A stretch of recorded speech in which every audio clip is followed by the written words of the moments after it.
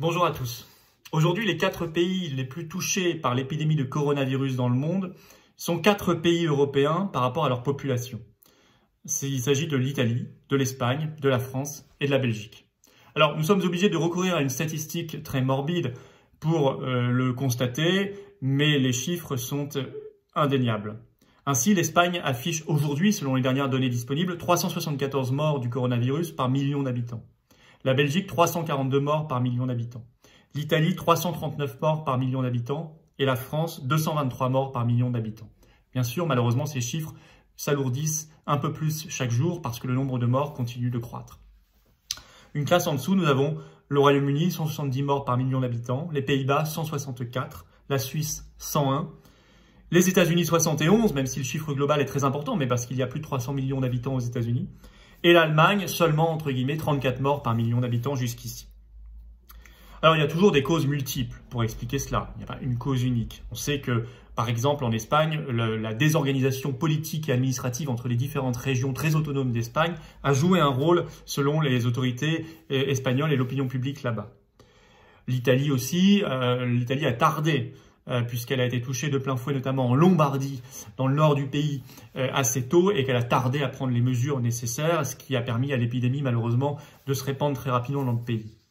En France, on sait que les mensonges, notamment sur les masques, les commandes, les stocks de masques, durant tous les mois de février, mars, et encore un peu maintenant, et évidemment, nous ont empêchés d'agir aussi efficacement et aussi vite qu'on aurait dû le faire. Mais nous sommes obligés de constater que les 4 pays les plus touchés sont justement les 4 pays traditionnellement perçus comme les plus victimes de l'euro. Alors que l'Allemagne, qui au contraire affiche des statistiques très satisfaisantes, très épatantes même, est toujours analysée comme le pays le plus bénéficiaire de l'euro. Vous me direz, il y a l'exception grecque, effectivement. En Grèce, on sait que l'euro a été une catastrophe, l'euro étant beaucoup trop cher pour ce pays. Mais la Grèce doit être analysée comme un cas particulier, dont j'ai déjà parlé. La Grèce, sachant que son système sanitaire et hospitalier avait été détruit par 10 ans d'austérité imposée par la Troïka et l'Union européenne dans les années 2010, a anticipé formidablement cette crise et beaucoup plus tôt que les autres a imposé un confinement strict et des mesures extrêmement sévères, ainsi qu'un traitement répandu à la chloroquine. Nous regardons là un rapport du FMI qui est publié chaque année. Il s'appelle l'External Sector Report. Le dernier date de juillet 2019. Il nous explique que pour 4 pays, les 4 pays dont on parle, l'euro est largement surévalué, c'est-à-dire trop cher pour l'économie. Et je vous dirai juste après les conséquences très pratiques et très concrètes sur ces pays-là et donc l'explication dans la crise et la mortalité, la surmortalité qu'on constate. Ainsi, selon les chiffres dans ce rapport, l'euro est surévalué pour la France, trop cher de 7,1%. En Italie, de 6,9%. En Espagne, de 6,4%. Et en Belgique, de 8,5%. En revanche, le même rapport dit que l'euro est sous-évalué, donc un gain de compétitivité permanent pour l'Allemagne à hauteur de 16%. Vous pourrez vérifier vous-même dans ce rapport du FMI. Il est publié chaque année, actualisé chaque année, mais les chiffres sont à peu près les mêmes chaque année.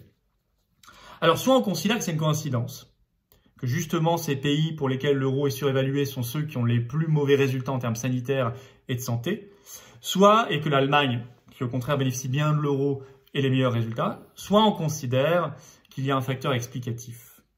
Et moi, je suis intimement persuadé qu'il y a un facteur explicatif parce qu'il est à peu près évident et très facilement explicable. Je vous disais qu'en Grèce, les plans d'austérité des années 2010, Troïka, Union européenne, avaient été très durs. Et notamment avaient touché le système de santé. Et on a vu en Grèce, à ce moment-là, la mortalité augmenter à nouveau, notamment la mortalité infantile, l'espérance de vie des Grecs baisser, des cancéreux beaucoup moins bien traités, parfois plus traités, et un système hospitalier à terre.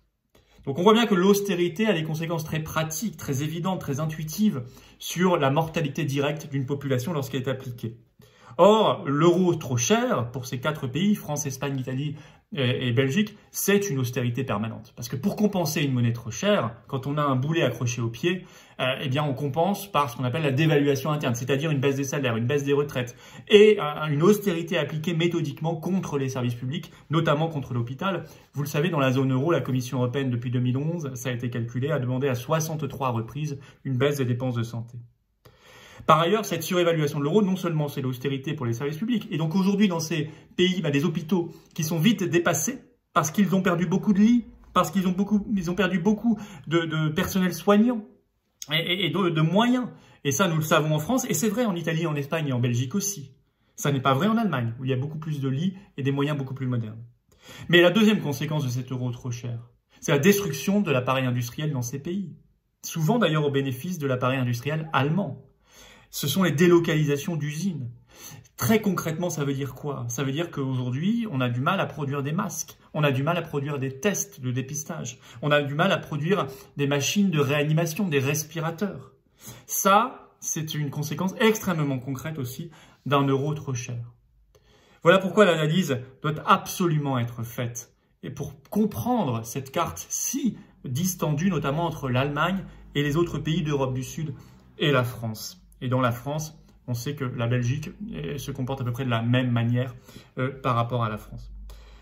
Autre élément qui nous le démontre, c'est que le FMI vient de publier hier des prévisions de croissance du PIB, de la richesse, pour l'année 2020. Devinez dans quelle zone ces chiffres sont les plus catastrophiques. Je vous le donne en mille, dans la zone euro, comme d'habitude, avec une récession prévue pour le moment de 7,5%. Donc une baisse de richesse de 7,5% dans la zone euro prévue, contre 3% au niveau mondial, 6,5% au Royaume-Uni, donc vous savez qu'il n'est pas dans la zone euro, 5,9% de baisse aux États-Unis, donc catastrophique, mais moins catastrophique que pour le moment que la zone euro, et une toute petite croissance en Chine de 1,2% et de 1,9% en Inde.